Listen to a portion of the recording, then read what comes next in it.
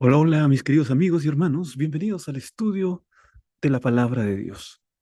Continuamos en esta preciosa jornada regados por su palabra con el desafío de estudiar un capítulo diario de la Biblia. Vamos entonces a este capítulo 21 de Josué con el propósito de alimentar nuestra vida espiritual. Vamos antes a hacer una oración. Querido y buen Padre que estás en el cielo, santificado sea tu nombre. Venimos, Señor, delante de tu presencia para estudiar tu palabra y pedimos que hables a nuestro corazón y que puedas hablar y satisfacer las necesidades más profundas de nuestra vida. Pedimos en el nombre de Jesús. Amén. En Polonia, un caso impactante involucró a tres hermanos que, tras la muerte de su padre, disputaban ferozmente la herencia de una vasta propiedad familiar. Uno de ellos, que había cuidado del padre hasta el último día, fue excluido del testamento debido a manipulaciones legales hechas por los otros dos hermanos. Tras una larga batalla judicial, el juez anuló el testamento por fraude y restituyó al hermano olvidado su parte legítima. Este caso, documentado por Goral en la Universidad Jagellónina, no solo devolvió bienes materiales, sino que restauró la dignidad, ilustrando que la justicia divina y humana pueden prevalecer cuando hay verdad y valor. Así como en Josué capítulo 21, donde la repartición fue justa y ordenada por Dios, también hoy las decisiones justas en el reparto de los bienes pueden reflejar el carácter de un Dios que establece justicia entre su pueblo. Vamos entonces, mis hermanos, a este capítulo 21 de Josué, que nos habla acerca de la asignación de ciudades a los levitas. Ellos no habían recibido territorio como las otras tribus, sino que estas ciudades con sus ejidos para vivir y servir en el templo. Dios, a través de Josué y los líderes de Israel, garantiza que los levitas tengan su lugar dentro del pueblo, lo que demuestra un sistema ordenado, justo y basado en la obediencia a los mandamientos divinos. El capítulo concluye destacando que todas las promesas de Dios a Israel se cumplieron y hubo paz, reafirmando la fidelidad de Dios y su deseo de que su pueblo viva con justicia, orden y propósito espiritual. Vamos a ver entonces, mis hermanos, algunos versículos claves de este capítulo y vamos a extraer preciosas lecciones para nuestra vida. Veamos en primer lugar el versículo 3. Josué capítulo 21, versículo 3 dice lo siguiente. Entonces los hijos de Israel dieron de su propia herencia a los levitas, conforme al mandato de Jehová, las siguientes ciudades con sus ejidos.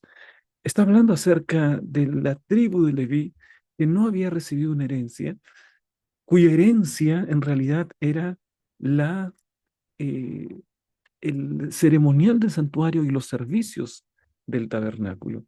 El Señor había designado a Leví para que lleve adelante esta tarea y sin embargo también era necesario que ellos vivan en algún lugar. Así que se establecieron 48 ciudades que entregaron a los levitas. Y estas ciudades fueron entregadas voluntariamente por las otras tribus. Tenemos que decir que si bien los levitas no tenían herencia, ellos sí podían, iban a enseñar la palabra de Dios en el lugar donde estuviesen. Tenían esa misión, no solamente de poder sustentar la obra del santuario, en el sentido de llevar adelante el ceremonial, porque todo Israel sustentaba la obra del santuario, siendo los levitas los encargados del tabernáculo, sino que además debían enseñarle al pueblo. Los levitas estaban encargados de llevarlos e instruirlos en la ley del Señor, en la palabra del Señor. Así que esas ciudades fueron lugar donde los levitas podían morar y entonces eso nos muestra que Dios dirige con equidad y orden, incluso para aquellos que no tienen una herencia territorial directa, en este caso los levitas. No había para ellos una herencia. Desde el comienzo se sabía porque su herencia era el propio Jehová, dice aquí la palabra de Dios. Pero también se les entregó porque necesitaban un lugar para vivir. Se les entregó ciertas ciudades en las que ellos podían morar y donde podían también estar en una situación estratégica para enseñar al pueblo de Israel la palabra de Dios. Así que mis hermanos, La justicia de Dios se manifiesta cuando cada uno recibe lo que necesita según su llamado, no por méritos humanos. Aquí encontramos entonces que todo Israel hizo un reparto de la tierra. La tierra fue repartida por sorteo. Ya vimos en capítulos anteriores cómo cada una de las tribus pudo tener una tierra y ninguna se quejó porque todo estaba equitativamente distribuido. Mm, Pero por otro lado, tenemos también a los levitas. ¿Dónde podían morar ellos? ¿Dónde tenían que vivir? Bueno, el Señor eh, designó ciudades específicas para que los levitas pudiesen vivir y así los propios israelitas, las otras tribus, estuvieron dispuestas a entregar espacio en estas ciudades para que los levitas pudiesen vivir. Pero era un sistema de ganancia mutua, ¿no? Era un sistema gano-ganas. Había sinergia porque los levitas en el lugar donde estaban tenían que enseñar y tenían que dedicarse a estimular y a promover la espiritualidad y la enseñanza de la palabra de Dios. Mientras tanto, las otras tribus lo que hacían era proporcionarles un lugar para que ellos pudiesen vivir. Así que, mis hermanos, podemos encontrar aquí un beneficio mutuo entre las tribus y los levitas. Aun cuando no poseían lo mismo que otros, mm, los levitas tenían un lugar designado. Ahora, mi querido hermano, puede ser que no poseas materialmente lo mismo que otras personas, pero con toda seguridad Dios ha designado un lugar para ti.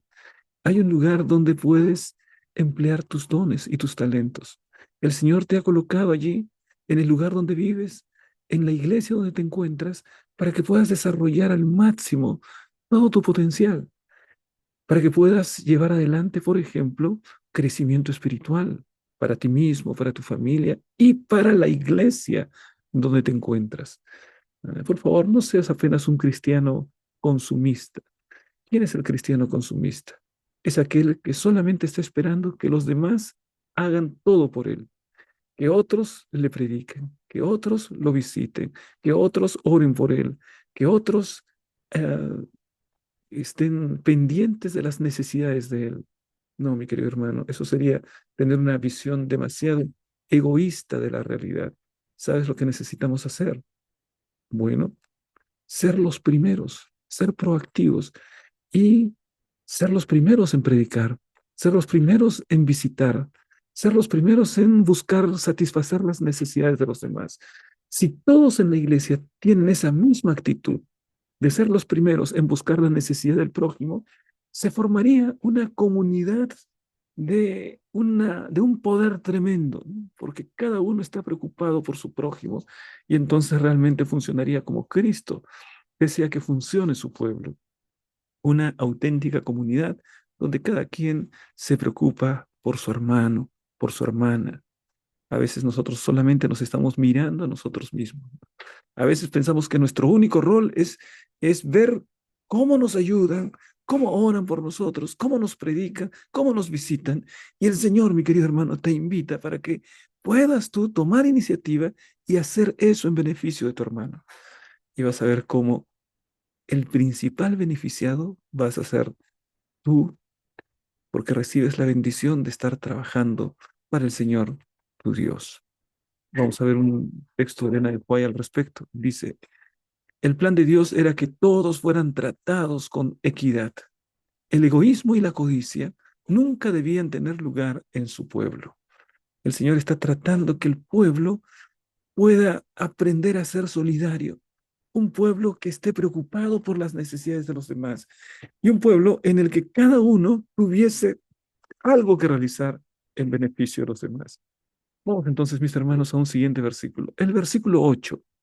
Josué capítulo 21, versículo 8. Vamos a leer lo que dice la Biblia.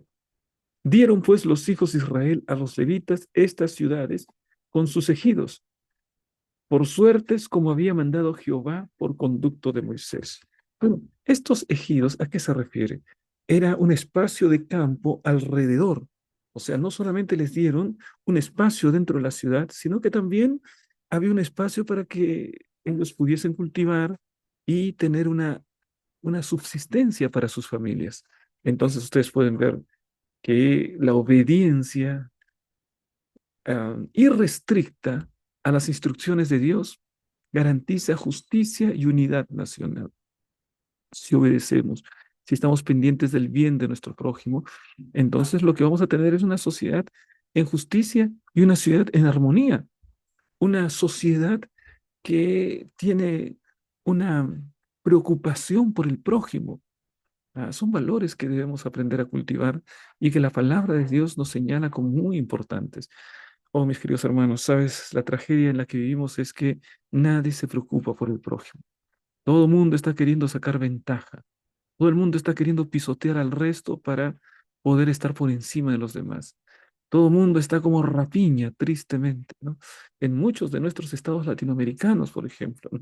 La norma, la regla es la rapiña, ¿no? De los recursos, por ejemplo, públicos, ¿no? Y no se busca el bien común.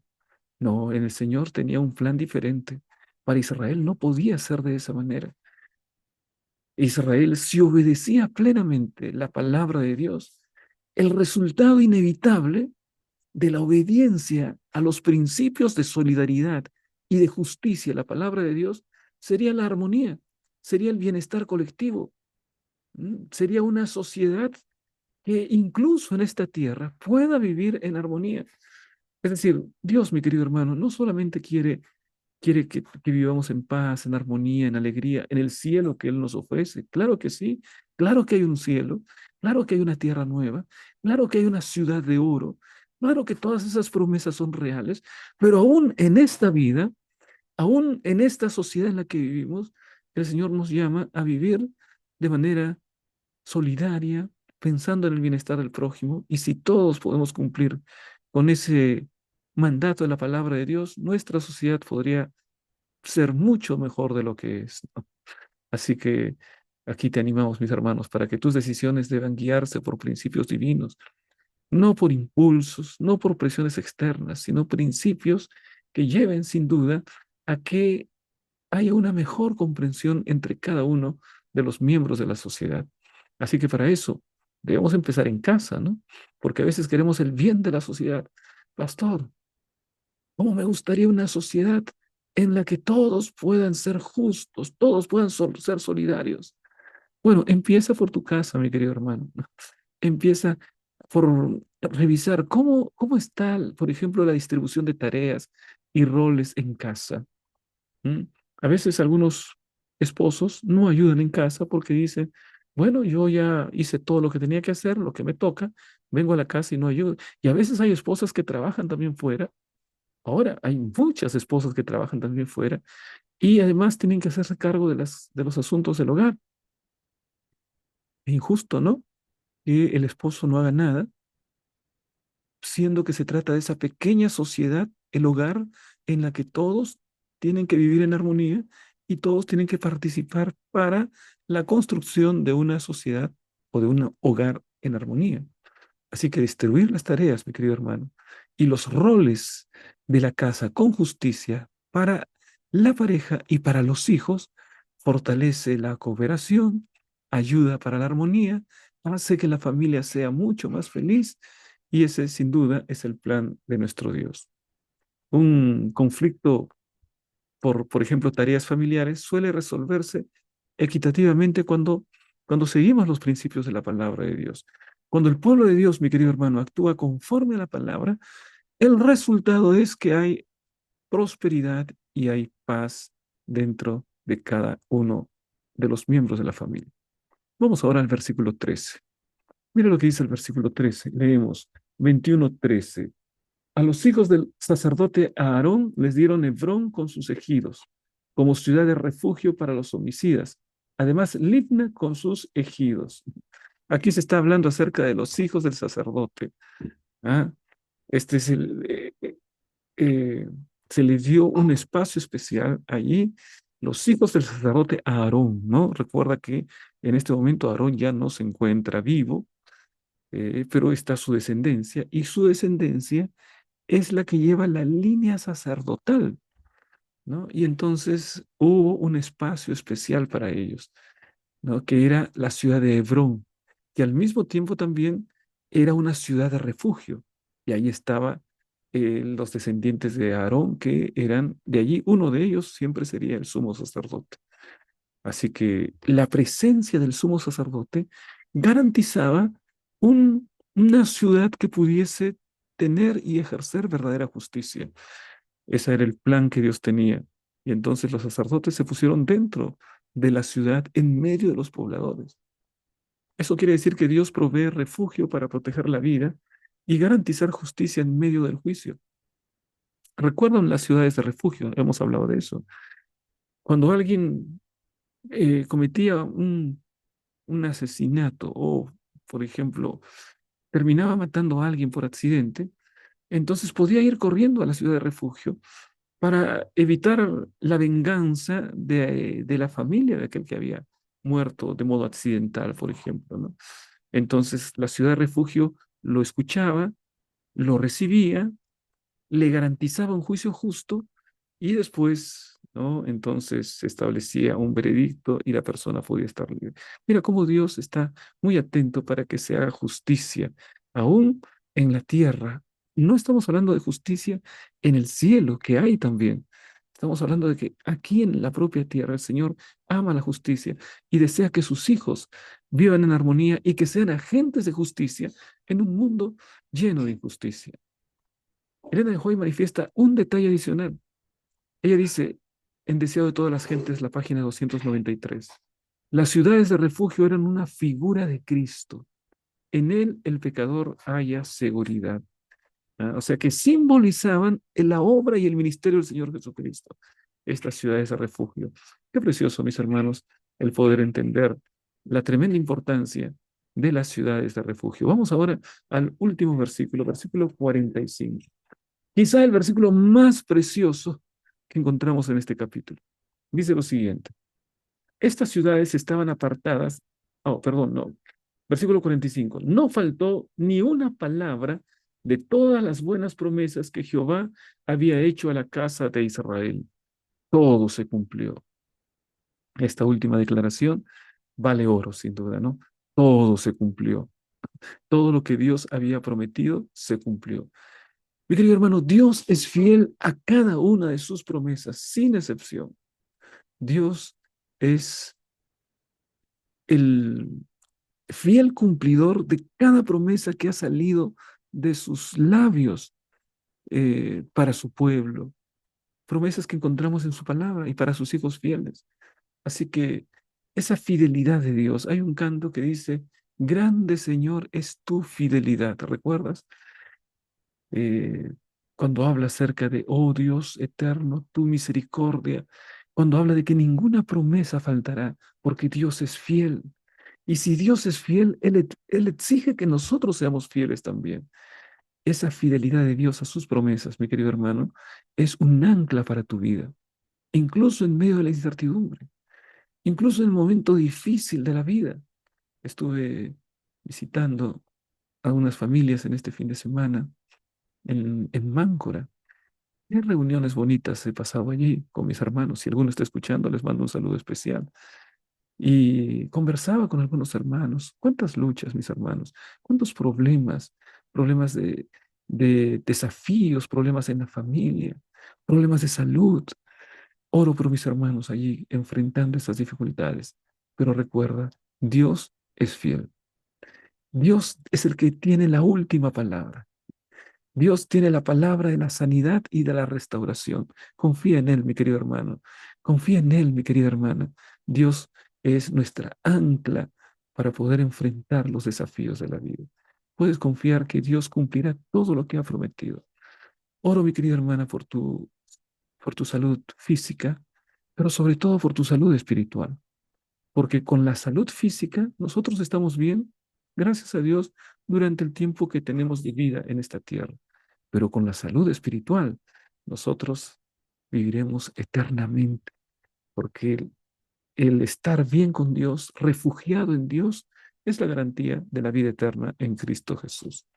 Así que reafirmamos, mis hermanos, nuestra creencia maravillosa en que Dios cumple todo aquello que promete Y esa fidelidad fortalece nuestra fe en medio de las dificultades, en medio de la enfermedad, en medio del cáncer, en medio de las grandes enfermedades que el ser humano ni explicación le encuentra. Pero Dios tiene la última palabra. Confía en Él, mi querido hermano, mi querida hermana. No hay una sola promesa divina que haya fallado. Todas se cumplen en su tiempo. Espera el tiempo de Dios, confía en el tiempo de Dios y el Señor en su debido momento actuará conforme a su voluntad. De esta manera, mis hermanos, terminamos con el estudio de este capítulo precioso de la palabra de Dios. Continuamos estudiando en siguientes capítulos también.